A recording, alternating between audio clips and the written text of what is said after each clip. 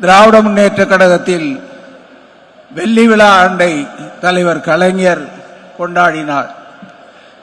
பொன்விழா ஆண்டை நம்முடைய தலைவர் கலைஞர் கொண்டாடினார். பவள விழா ஆண்டை நீங்கள் கொண்டாடி இருக்கிறீர்கள்.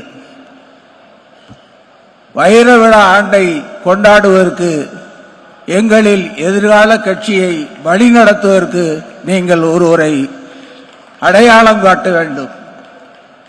திராவிடத்தின் எழுச்சியை தலைவர் கலைஞர் மறைவுக்கு பிறகு இந்த ஆட்சி மறுபடியும் மீண்டும் அரியணை ஏறுமா, இவர் முதலமைச்சர் ஆவாரா என்றெல்லாம் வெற்றிடம் ஏற்பட்டது என்றெல்லாம் பத்திரிகைகள் யூகம் சொல்லினர்.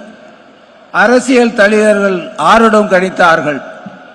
ஆனால் அவைகளெல்லாம் துச்சமென மதித்து உங்கள் கடும் உழைப்பால் கழகத்தினுடைய கௌரவத்தையும் கழக தோழருடைய சுயமரியாதையையும் காப்பாற்றி இருக்கிறீர்கள். நீங்கள் நின்ற தேர்தல் மட்டுமல்ல, நீங்கள் நின்று நடத்திய எல்லா தேர்தல்களிலும் வெற்றியை தேடி குவித்து சட்டமன்றமானாலும் நாடாளுமன்றமானாலும் உள்ளாட்சி தேர்தலானாலும் 100க்கு 100 மதிப்பெண் பெற்றிருக்கிறீர்கள். நான் உங்களை கேட்டுக்கொள்வதெல்லாம், இங்கே நீங்கள் உழைத்த உழைப்புக்கு வெற்றியை தமிழ்நாட்டில் மட்டுமல்ல அகில இந்திய அரசியலில் உருவாக்கி இருக்கிறீர்கள். இன்றைக்கு இந்தியாவில் உள்ள எல்லா அரசாங்கமும் உங்களுடைய மாதிரி அரசாங்கத்தை பார்த்து தன்னுடைய அரசாங்கத்தை நடத்த துவங்கி இருக்கிறது. மத்திய அரசோடு சமரச போக்குகள், அவர்கள் வந்தால் சமரசம், இல்லை நம்மளோடு பாரவர்கள் யுத்தம் புரிவதென்றால் கொள்கை யுத்தத்தில் யாருக்கும் பின்வாங்காமல் நின்று இந்தியாவில் இருக்கிற எல்லா முதலமைச்சர்களுக்கும் தலைமை தாங்குகிறீர்கள். அப்படிப்பட்ட ஒரு இயக்கத்தில் கழக தொண்டன் தன்னுடைய உறுப்பினர் சீட்டையே ஒரு உயிராக கருதுகிறவன்.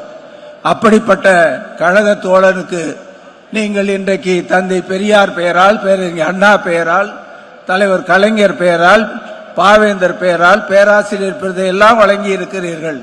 ஆனால் இந்த விருதையெல்லாம் வழங்குவதை விட உங்கள் பெயரால் இருக்கிற விருதை எனக்கு வழங்கி இருக்கிறீர்களில் என்னுடைய வாழ்நாளில் நான் செய்த மிகப்பெரிய பாக்கியம்.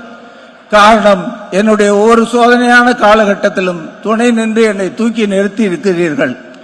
1999ஆம் ஆண்டு மீண்டும் நாடாளுமன்ற உறுப்பினர் ஆவேனா என்று என் மீது பழி சுமத்தப்பட்ட போது நீங்கள் தான் தம்பி பொய்யாமலிடத்திலே சொல்லி இந்த சங்கேதத்தை தலைவரிடத்திலே நிவர்த்தி செய்ய என்று சொன்னீர்கள். அதன் பிறகு மாவட்ட செயலாளர் ஆக்கினீர்கள், அமைச்சராக்கினீர்கள். இன்றைக்கும் என்னை உங்கள் விருது கொடுத்து பெருமைப்படுத்தி இருக்கிறீர்கள்.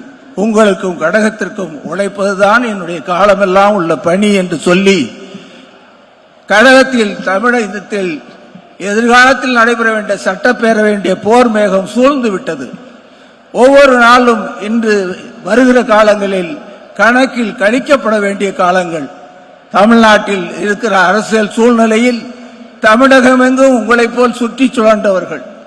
எனக்கு 9 தேர்தல்களில் தலைவரும் நீங்களும் வாய்ப்பு கொடுத்தீர்கள். தலைவரோடு நான் தேர்தல் பிரச்சாரம் எனக்காக சென்றிருக்கிறேன். உங்களோடு தேர்தல் பிரச்சாரம் சென்றிருக்கிறேன். தம்பி உதயநிதியோடும் சென்றிருக்கிறேன். உங்களிடத்தில் பொதுமக்கள் காட்டுகிற அன்பு, கட்சி தோழர்கள் காட்டுகிற விசுவாசம் வேறு எந்த தலைவரிடத்திலும் எங்களுக்கு எல்லாம் காட்டுவதில்லை என்பதுதான் உண்மை.